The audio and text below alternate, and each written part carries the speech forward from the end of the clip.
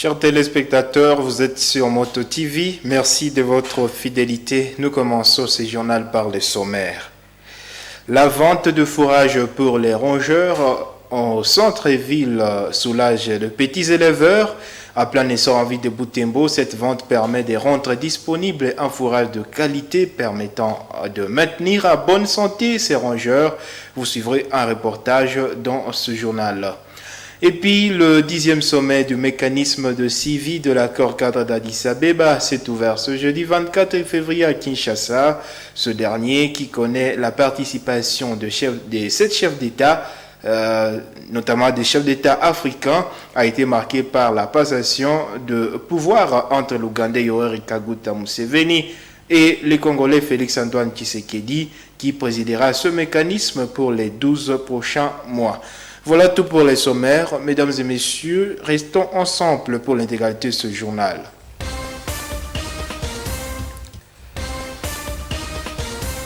Vous êtes bien installés pour suivre ce journal. En voici l'intégralité. D'abord, sachez que le commandant ville de la PNC, le commissaire supérieur principal Paul Ngoma, a présenté à la presse ce jeudi 24 février un usurpateur de la qualité de prêtre. Il s'agit du nommé Pavel Murozo Gislain, alias Emmanuel, qui se faisait passer pour un prêtre dans certains secteurs du diocèse de Butembo-Beni. La police indique que ce faux prêtre natif d'Oicha a été arrêté mercredi 23 février 2022 après avoir célébré une messe dans le sous-secteur de Wutike, dans la paroisse de Kitatumba. Suivez les commandants de la PNC dans ses propos recueillis par Sami Wainda. Pavel, Muchoro Gislain, alias Emmanuel, c'est-à-dire que lui, c'est vrai qu'il a été au grand séminaire. Selon sa déclaration, il a été au grand séminaire, mais néanmoins, hier, mercredi, vers 11h, il a été présenté. Donc, s'est présenté au niveau de ce secteur, Wutike. C'est la qui dépend de la paroisse Kitatumba. Lui est été présenté là-bas, dans ce sous-secteur-là, sous-paroisse, on peut dire, sous-secteur, comme étant prêtre, qui a été envoyé, mandaté par l'abbé Kiré Justin, de la paroisse Calimire. Là, on l'a reçu en tant que secrétaire. Il a donné la place, il a dit même la messe, on lui a donné même l'argent. Mais à la fin des comptes, ces gens-là devaient tout de même remercier parce que le sous-secteur Wutike ne dépend pas de Calimire, mais dépend de la paroisse Kitatumba. On a informé les paroisses Kitatumba, la paroisse Kitatumba. Non, ici nous avons un ministère, vous envoyé par le curé Justin. Il est venu dire la messe chez nous ici. Vous voyez maintenant, il faut quand même le remercier. Lui ici, le prêtre pacifique de la paroisse Kitatumba, a appelé le curé Justin pour le remercier. Il a dit, je n'ai jamais envoyé quelqu'un là-bas. Il a dit, non, je viens vérifier. Cet homme qui est le prêtre, M. Pavel Muchoro Gislain, or il est connu qu'il est un farceur. Ce n'est pas son premier fait. Il fait passer pour un prêtre. C'est vrai, selon lui, il a été au grand séminaire, mais n'a pas terminé. Et maintenant, il s'est fait un farceur. À tout moment, il passe à certaines paroisses pour dire que je suis prêtre. Voilà aujourd'hui son vrai nom. Après vérification, à 11h même, on a payé la police. J'évite de pêcher mes éléments sur le terrain. Ils sont assis le lieu. Après vérification, il s'avère que son vrai nom, c'est M. Emmanuel. Il est même passé aux aveux. Il est un faux prêtre. Voilà que les hommes sont en train d'escroquer les gens au nom de prêtres qui sont en train de saper l'honneur des hommes de Dieu.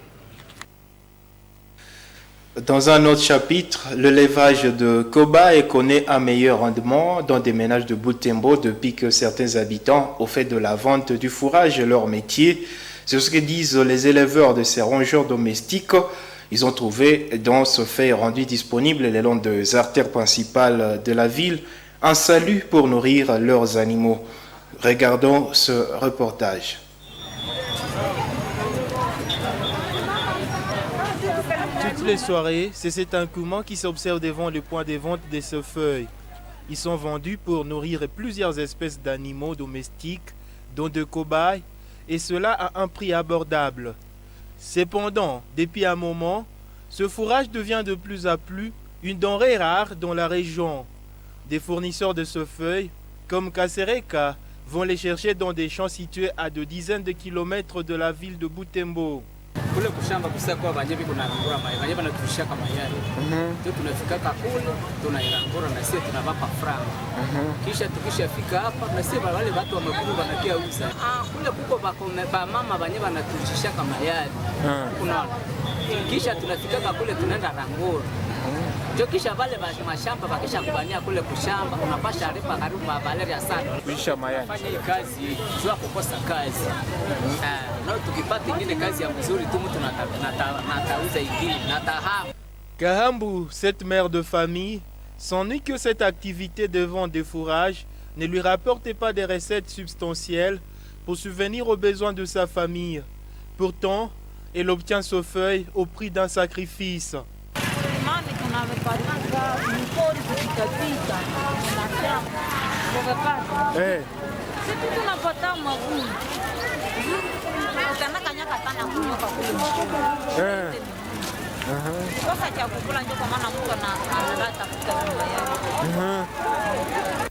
Du côté des éleveurs des cobayes, c'est un soulagement que de rendre ce fourrage accessible dans les milieux urbains.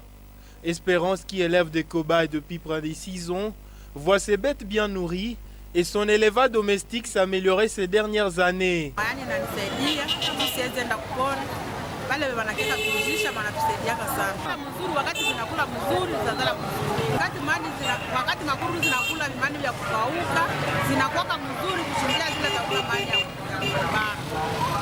Du côté des vendeurs des cobayes au marché central, c'est le même soulagement. Depuis 3 ans, Kachini ne compte plus dans sa cage des cobayes qui meurent à cause du manque de fourrage. À cela s'ajoute le fait qu'il a désormais la possibilité de choisir la qualité de feuilles à donner à ses bêtes.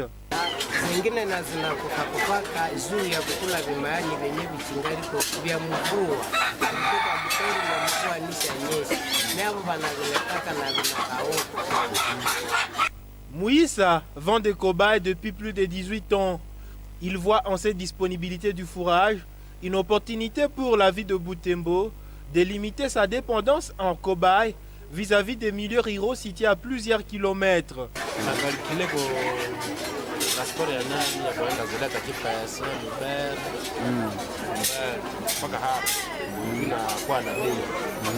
Le cobaye est apprécié en ville de Butembo, non seulement pour la viande qu'il fournit aux familles, mais aussi dans des habitudes culturelles de la région. Il compte parmi des cadeaux précieux que les grands-parents offrent à leurs petits-fils. Information politique à présent. L'ambassadeur de la Russie, accrédité en RDC, assure du soutien à ce pays dans la lutte contre les groupes armés qui écument l'est du pays. Alexis Sainte-Bove l'a fait savoir à l'issue d'une audience lui accordée par les gouverneurs des provinces du Nord Kivu. C'était mercredi 23 février à Goma. Je vous propose de le suivre dans ses propos recueillis par la presse du gouvernorat. Militaire de la province du Nord Kivu, et nous avons eu des échanges sur la situation sécuritaire actuelle ici au Nord Kivu. Et le général m'a informé des opérations qui sont en cours contre les groupes terroristes, y compris les groupes ADF qui attaquent les civils. Et donc ces opérations qui sont en cours sont visées à éradiquer les groupes armés sur le territoire de la province du Nord Kivu.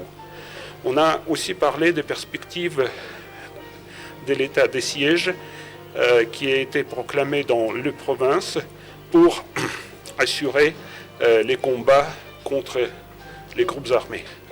Nous sommes toujours à côté des Congolais et nous vous soutenons dans le cadre de l'ONU et notamment au Conseil de sécurité de l'ONU. Et ce n'est pas seulement un soutien politique, mais aussi on a des soutiens logistiques. On travaille d'une manière très étroite avec le ministère de la Défense pour accompagner ce combat contre les groupes armés. L'une de ma tâche principale, c'est d'approvisionner de l'information notre mission auprès du Conseil de sécurité et le ministère des Affaires étrangères. Et le but principal de mon déplacement ici, c'est juste de m'informer de ce qui se passe ici dans la province, de rencontrer les gouverneurs, les responsables de la province, et moi j'ai eu aussi pour parler avec les députés nationaux de votre province qui m'ont parlé de la situation dans leur territoire. Merci à vous.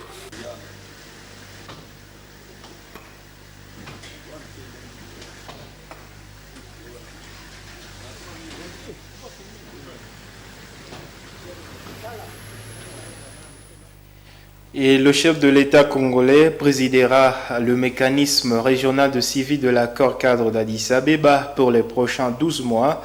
La cérémonie de passation du pouvoir entre le sortant ougandais Yoweri Museveni et le Congolais Félix Tshisekedi s'est déroulée ce jeudi 24 février à Kinshasa au cœur du 12e sommet de ces structures régionales.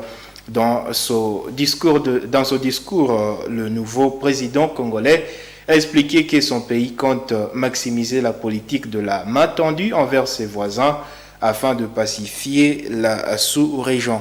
Nous suivons davantage dans ce récit de Roland Tchatchimois. 7 chefs d'État africains ainsi que des représentants des organismes internationaux ont pris part à ce 10e sommet qui s'est ouvert ce jeudi à Kinshasa.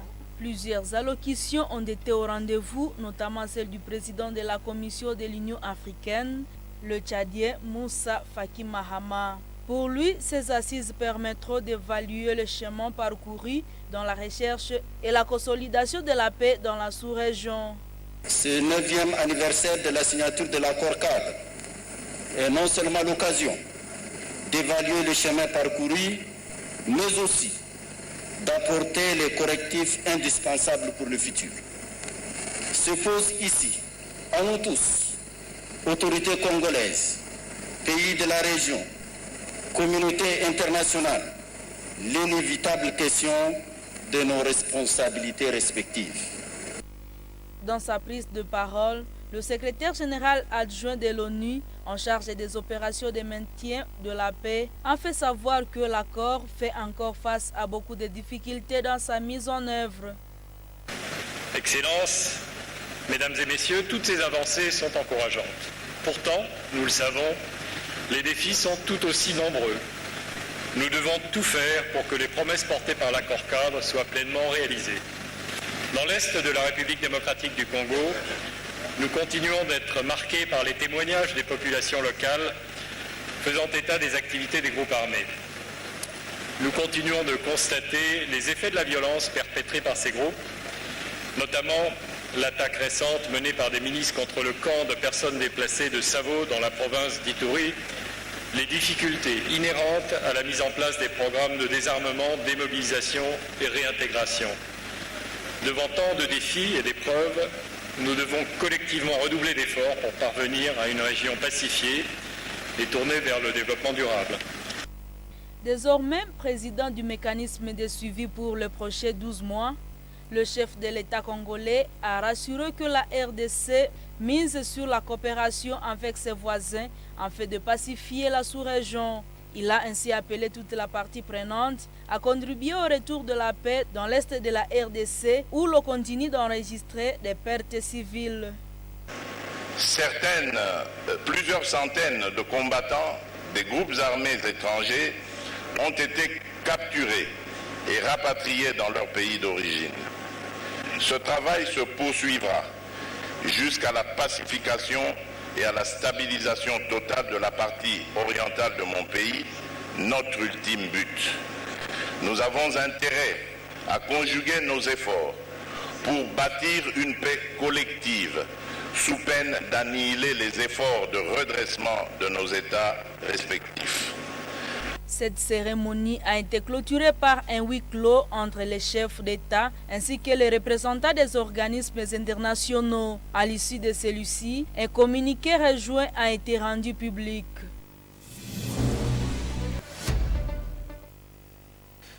Information de sport. Préliminaire de la 58e édition de la Coupe du Congo, la phase finale se jouera au stade André Van Vel, ex-stade Matokeo. La ville de Butembo aura deux représentants, à savoir l'Union sportive Sokozaki et le Football Club Étincelle de Katoa. Ces deux géants de l'EFBU bénéficieront du soutien de leur public. L'Union sportive Sokozaki, championne de la Lifnoki, est basée dans le groupe A avec l'AC Kapako de Beni, l'AS Luberia de Kassindi et le FC Kitenge Lac de Chavignongue.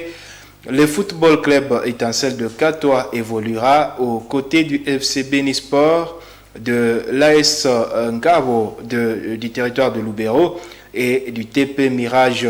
Tout démarrera le 5 mars prochain. Le match inaugural opposera l'AS Luberia Sport contre le FC Kitenge Lac de Chavignongue à partir de 13h. 2 heures plus tard, soit à 15h, le choc de la journée opposera l'Union sportive Sokozaki à l'Athletic Club Kapako de Beni. Et dans le cadre de match retour du championnat local de la première division, une seule rencontre a été au rendez-vous au stade André Van Vel dans l'après-midi de ce jeudi 24 février 2022. Le Football Club Nouvelle Génération a fait match nul des débuts partout avec le Football Club Robusta. Dans cette même compétition, le dimanche 26 février 2022, deux matchs seront au rendez-vous. À 13h, le Daring Club Horizon jouera le Football Club Colombe de la Paix et la seconde confrontation qui se jouera à partir de 15h mettra aux prises l'Union sportive Sokozaki et l'Olympique Club Butembo Sport. Et barrage Coupe du Monde Qatar 2022, la CAF autorise les deux bouffales marocains à jouer face à la RDC, normalement suspendu face au Léopard. Le maître à jouer marocain, Soufiane Bouffal, et son coéquipier Soufiane Tchakla seront finalement disponibles pour le barrage. La Fédération royale marocaine de football a annoncé sur son site que l'appel concernant les sanctions envers Bouffal et Tchakla a été accepté par la CAF. Ces deux joueurs avaient été suspendus après avoir été impliqués dans une bagarre générale dans les couloirs du stade Amadou Ahidjo de Yaoundé. C'était lors de la CAN. Les deux lions de l'Atlas devraient écoper des deux matchs de suspension et manquer donc la double confrontation face au Léopard en mars prochain. Une décision contestée immédiatement par la FRMF qui aura eu gain de cause et pourra donc récupérer ces deux joueurs. Mesdames et messieurs, c'est la fin de ce journal. Merci infiniment à vous toutes et à vous tous qui l'avez suivi, où que vous soyez. Au revoir.